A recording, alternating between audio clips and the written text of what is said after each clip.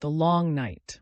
The darkness inside the soddy felt absolute, thick as wool despite the single candle Eleanor had lit and placed on the table. Sarah sat with her back against the rough wall, the rifle across her lap, her hands still trembling. The cut on her temple had stopped bleeding, but the dried blood pulled at her skin when she moved. Every sound outside, the wind rattling the door, a coyote's distant howl, the creak of settling timber, made her grip the weapon tighter. Eleanor stood at the window, peering through a gap in the blanket they'd hung over it. Thomas sat on his bed, wide-eyed and silent, clutching the old quilt their grandmother had made. He hadn't asked questions yet, but Sarah could see them building behind his frightened gaze. "Mama," he finally whispered. "Why are we hiding?" Eleanor turned from the window, her face drawn in the candlelight. "There are bad men who want our land, Thomas. Men who don't care about what's right or wrong." "Like the Hendersons?" His voice cracked. "Are we going to disappear too?" Sarah felt something twist in her chest. She set the rifle aside and moved to sit beside her brother, wrapping her arm around his thin shoulders. "No," she said, and was surprised by the firmness in her voice. "We're not running. Not this time." Eleanor's eyes met hers across the room, and Sarah saw fear there, but also something else, a fierce maternal determination that reminded her of a barn cat defending her kittens. "Sarah's right," Eleanor said. She crossed to the table and picked up William Garrett's letter, the paper now creased and smudged with dirt from the mine. "We have something they don't expect. We have the truth." Sarah thought of Robert Caine's face in the lantern light, the cold calculation in his eyes before he'd lunged at her. The truth might save them, but first they had to survive long enough to use it. The hours crawled by. Eleanor took first watch, while Sarah tried to rest, though sleep seemed impossible. Every time she closed her eyes, she was back in the mine shaft, feeling Caine's hands around her throat, the sickening moment of the fall. She'd killed a man tonight, or at least she'd caused his death. The knowledge sat in her stomach like a stone. She must have dozed eventually, because she woke to Eleanor shaking her shoulder. The candle had burned down to a stub, casting wild shadows on the walls. "Someone's coming," Eleanor whispered. Sarah was on her feet instantly, the rifle in her hands. Her heart hammered against her ribs. Through the window, she could see the first gray hints of dawn touching the eastern horizon. A rider was approaching from the south, moving at a steady trot. "Is it Blackwood's men?" Thomas asked from his bed. Eleanor squinted through the gap in the blanket. "I can't tell. Just one rider." Sarah moved to the door, positioning herself to one side. Her palms were slick with sweat on the rifle stock. If it was Caine's partner coming to finish what they'd started, she would be ready. She'd already crossed that line once tonight. The hoofbeats grew closer, then stopped outside. A moment of silence, stretched like pulled wire. "Mrs. Mackenzie?" A man's voice called. "It's Daniel Thornton. Is everything all right?" Sarah felt her knees go weak with relief. She looked at Eleanor, who nodded. "Mr. Thornton," Eleanor called back, "we're grateful for your concern, but now isn't a good time." "I passed James on the Medicine Hat Road last night," Daniel said. "He was heading home. I rode ahead to warn you. There are men asking questions in town about your family. Rough types. James didn't know, but I thought you should." Sarah and Eleanor exchanged glances. Sarah's mind raced. Daniel didn't know about the mine, about Caine, about any of it, but he'd ridden through the night to warn them, which meant he genuinely cared. And they needed allies. "Thomas, stay back," Eleanor said quietly. She moved to the door and unbarred it, opening it just a crack. Dawn light spilled in, gray and cold. Daniel Thornton stood in their yard, his horse breathing steam in the morning air. He was hatless, his dark hair disheveled, and there was genuine worry in his eyes as he took in Eleanor's appearance. The dirt on her dress, the exhaustion in her face. "Mrs. Mackenzie, what's happened?" Eleanor hesitated, and Sarah saw her mother making a calculation. Trust was dangerous on the frontier, but isolation could be fatal. "Come inside," Eleanor said finally, quickly. Daniel dismounted and tied his horse to the fence post.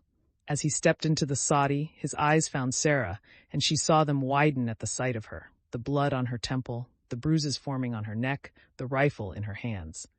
"Sarah," he started forward, then stopped, perhaps sensing the tension in the room. "What happened to you?" "We were attacked," Sarah said. The words felt strange in her mouth, too dramatic, too much like something from a dime novel. But they were true. Last night, men working for Cornelius Blackwood. Daniel's face hardened. Blackwood, I should have known. He looked at Eleanor. Where's James? In Medicine Hat, negotiating with the bank, Eleanor said. She closed the door and barred it again. He doesn't know what's happened here. Tell me everything, Daniel said. So they did. Eleanor spoke most of it. The Henderson letters, the mine discovery, Caine's attack. Sarah filled in the details of the fight, though she left out the worst of it, the moment when Caine had gone over the edge. Daniel listened without interrupting, his expression growing darker with each revelation. When they finished, he was quiet for a long moment. Outside, the dawn was strengthening, painting the prairie in shades of gold and amber. It would have been beautiful if Sarah wasn't so terrified. You need to get to the territorial police, Daniel said finally. In Medicine Hat, show them the letter, tell them what happened. Blackwood has influence, but murder is murder. We can't leave, Sarah said. If we abandon the claim, even for a day, Blackwood's men could move in. They could destroy the mine entrance, hide the evidence. By the time we get back with the police, it'll be our word against his. And James, Eleanor added quietly, he'll be coming back this morning. If he rides into an ambush, the thought hung in the air like smoke. Sarah felt the weight of it pressing down on her shoulders. Her father, defeated and exhausted, riding home to find his family under siege.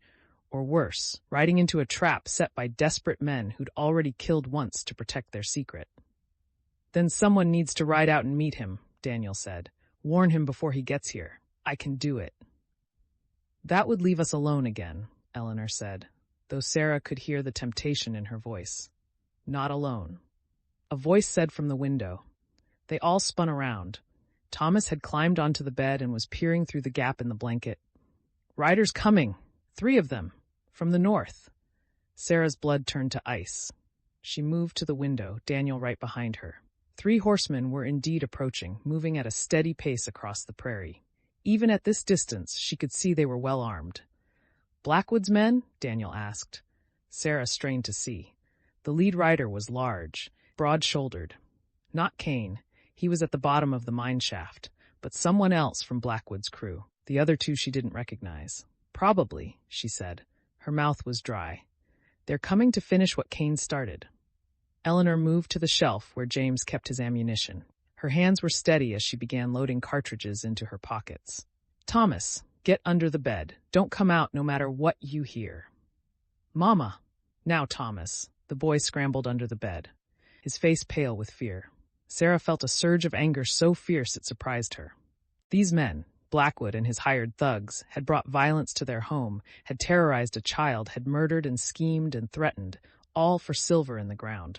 Well, they wouldn't have it. Not without a fight. Mrs. Mackenzie, Daniel said quietly, I'm not leaving you to face this alone. Eleanor looked at him for a long moment, and Sarah saw something pass between them, an understanding, a mutual respect. Daniel Thornton was young, barely older than Sarah herself, but he was offering to stand with them against armed men. It was the kind of courage that defined a person. Then we hold them off until James gets back, Eleanor said, and we don't let them anywhere near that mine. Sarah checked the rifle's load, then took up a position by the window. Daniel drew his revolver and moved to the other side of the door. Eleanor stood in the center of the room, James's old shotgun in her hands, looking like some biblical figure preparing for judgment. The riders came closer. Sarah could see their faces now, hard men, the kind who hired out their guns to the highest bidder. The lead rider raised his hand, and they stopped about 50 yards from the soddy, just out of easy rifle range. Mrs. Mackenzie, the lead rider called. Mr. Blackwood wants to talk. Come out peaceful, and nobody needs to get hurt. Eleanor's jaw tightened. She moved to the door but didn't open it. Tell Mr. Blackwood we have nothing to say to him. He's prepared to be generous. $500 for your claim. You and your family can walk away rich. $500. Sarah felt a bitter laugh rise in her throat. Yesterday, that would have seemed like a fortune. Today, knowing what was in that mine, it was an insult. We're not selling, Eleanor shouted back. Then we have a problem. The rider's voice hardened. Robert Caine didn't come back last night. We know you were at the mine. Where is he? Sarah and Eleanor exchanged glances. So they didn't know Caine was dead. That was something, at least. Mr. Caine tried to kill us, Sarah called out, surprising herself with her boldness. We defended ourselves. If you want to end up the same way, come closer. There was a moment of silence. Then the rider turned to his companions, and they conferred in low voices. Sarah's heart pounded so hard she thought they might hear it across the distance. We're not going anywhere, the rider finally shouted. You can sit in there and starve, or you can come out and talk reasonable. Your choice. The three men dismounted and began setting up what looked like a camp. They were settling in for a siege. Daniel cursed under his breath. They're going to wait for nightfall, then try to rush the house. Or wait for James to come back and take him hostage, Sarah said. The thought made her sick. Eleanor moved away from the door, her face grim. Then we need to get word to him before he arrives. Daniel, you said you passed him on the road? About 5 miles south of here. He was moving slow. His horse looked tired. Sarah did the calculation in her head. If James had kept the same pace, he'd be home within the hour. They had to warn him. I'll go, she said. Both Eleanor and Daniel turned to stare at her. Sarah, no, Eleanor began. I'm the fastest rider, Sarah said. And I'm already hurt. If anyone's going to risk getting shot running past those men, it should be me. That's insane, Daniel said flatly. It's the only way. Sarah set down the rifle and moved to where they kept the coiled rope. Her hands were shaking again, but her mind was clear. The back wall. We dig through. I slip out while they're watching the front. I can be on a horse and gone before they realize. Eleanor's face was anguished. Sarah, I can't ask you to. You're not asking, I'm telling you. Sarah met her mother's eyes. This is our land, Mama, our home. I'm not letting them take it. For a moment, she saw herself reflected in her mother's expression. The same stubborn determination, the same refusal to surrender. They were more alike than she'd ever realized. Eleanor nodded slowly. Then we dig fast, and you ride like the devil himself is chasing you. Because Sarah thought, as she began loosening the sod bricks at the back wall, he might be. The sun was fully up now, painting the prairie in harsh morning light. Outside, Blackwood's men waited. Somewhere to the south, her father was riding home, unaware of the trap closing around them all. And deep in the earth beneath their feet, silver waited in the darkness, the prize that had already cost so much blood. Sarah dug faster. The long night wasn't over yet.